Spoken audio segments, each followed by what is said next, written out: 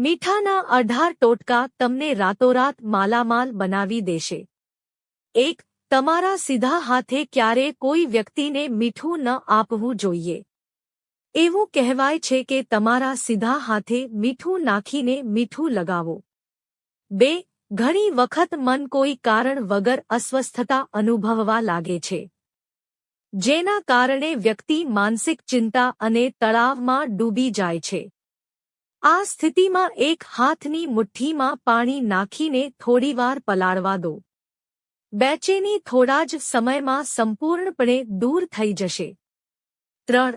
જો તમને ભોજન કરતી વખતે એવું લાગે કે દાળ કે શાકભાજી વગેરેમાં મીઠું ઓછું છે તો ઉપરથી મીઠું ના નાખો। આવી સ્થિતિમાં જો કાળું મીઠું અને મરચું ઓછું હોય તો કાળા મરીનો ઉપયોગ કરવામાં આવે તો શનિની અશુભ અસર શરૂ થઈ જાય છે।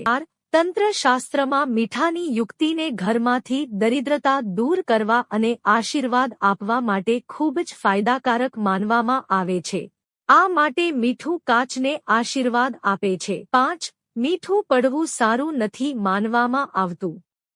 બલ્ગેરિયા, યુક્રેન અને રોમાનિયા જેવા દેશોમાં તેને દુર્ભાગ્ય અને વિવાદનો સંકેત માનવામાં આવે છે। ભારતમાં પણ તેનું પડવું શુભ માનવામાં આવે છે। મીઠું હોડવાથી ચંદ્ર અને શુક્ર બંને નબળા પડે છે। 6.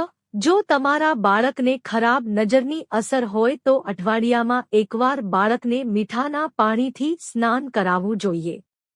જ્યારે પણ પાણી સુકાઈ જાય ત્યારે તે ગ્લાસમાં રોક સોલ્ટ નાખીને તમારા બેડરૂમમાં રાખો। રૂમમાંથી નકારાત્મક દૂર થશે અને ઘરની સ્થિતિ સુધરશે।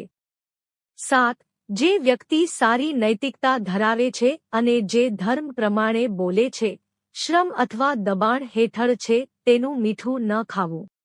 8. મીઠું આપણને દુષ્ટ આંખથી બચાવે છે।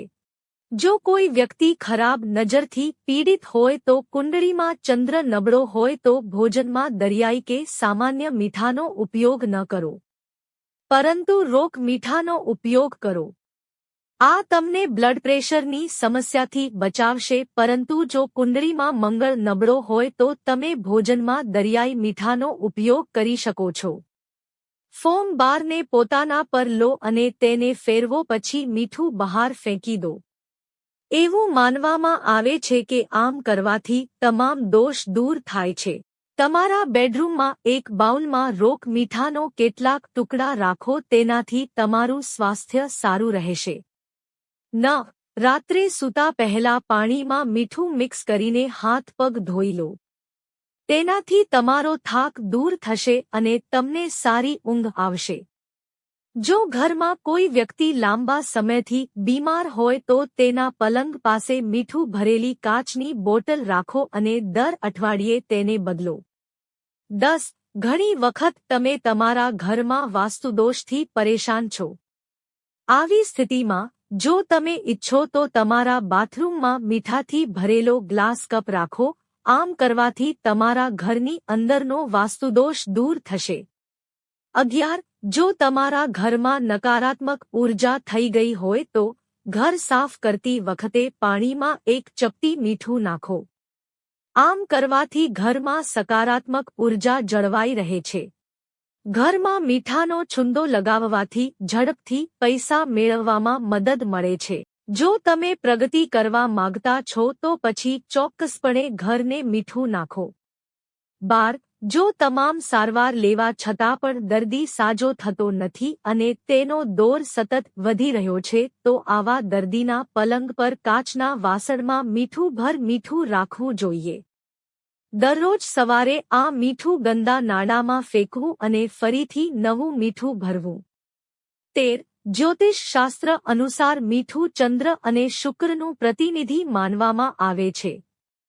મીઠા માટે આ ચંદ્ર અને શનિનો યુનિયન હશે, જે ખૂબ જ ઘાતક પરિણામ છે। આ રોગ અને દુઃખનું કારણ બને છે। પ્લાસ્ટિકના કોઈપણ કન્ટેનરમાં મીઠું ન રાખવું જોઈએ। માત્ર કાચના પાત્રમાં મીઠું રાખવાથી કોઈ ખરાબ અસર થતી નથી। આ ખોરાકની શુદ્ધતાનો નાશ કરે છે અને ગરીબી તરફ દોરી જાય છે।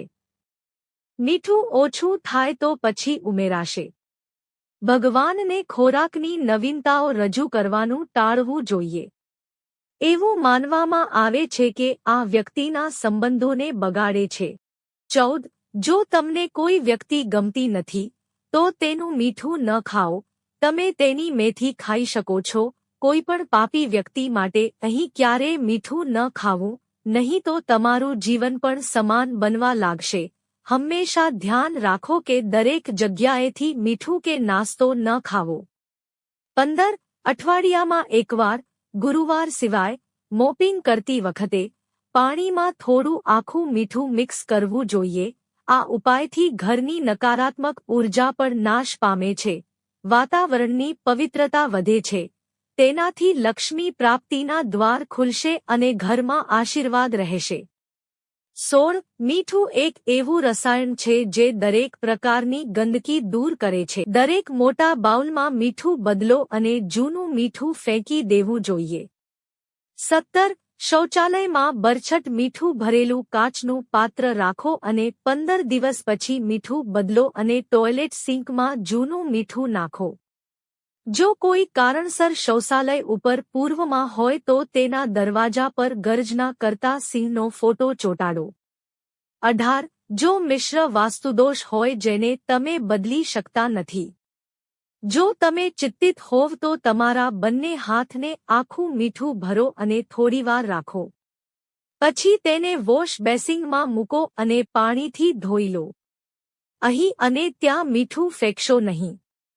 કાચના બાઉલમાં મીઠું રાખો અને તેમાં 4-5 લવિંગ નાખો. તેનાથી ધન આવવા લાગશે અને ઘરમાં આશીર્વાદ આવશે.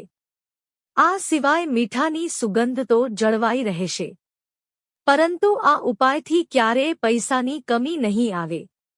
જો કુંડળીમાં ચંદ્ર નબળો હોય તો ભોજનમાં દરિયાઈ કે સામાન્ય મીઠાનો ઉપયોગ ન કરો પરંતુ રોક મીઠાનો ઉપયોગ કરો. મિત્રો, જો તમને વિડિયો પસંદ આવ્યો હોય તો વિડિયોને લાઇક કરો અને ચેનલને સબસ્ક્રાઇબ કરો. વિડિયો જોવા બદલ આપ સૌનો આભાર.